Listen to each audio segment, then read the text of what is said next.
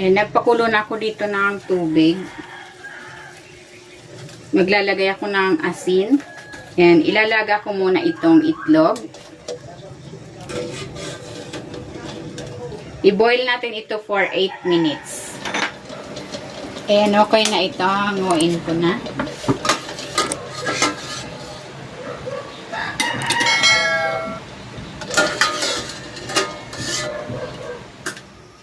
Maglalagay ako ng cooking oil. Igigisa ko na tong bawang.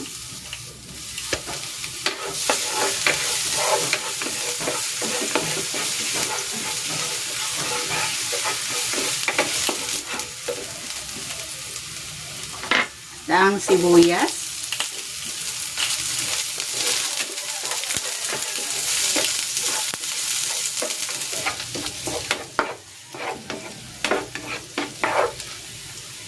Ilalagay ko na rin tong kamatis.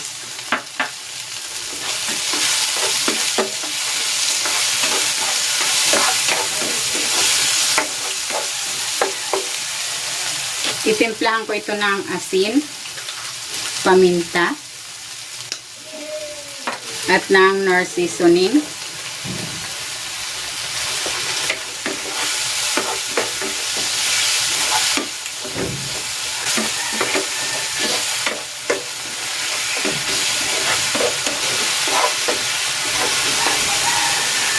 Maglalagay na ako dito ng tubig.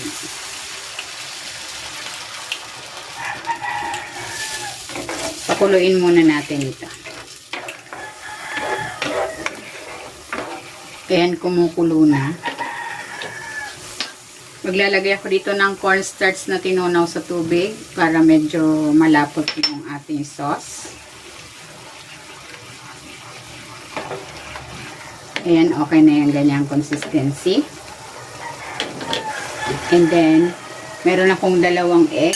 Haluin muna natin. Ilalagay ko na ito.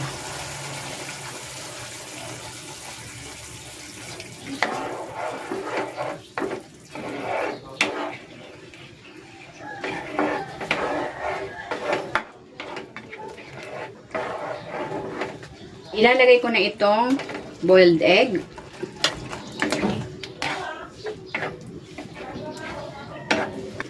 Maglalagay din ako dito ng malunggay para may kahalo ng gulay at ng siling green.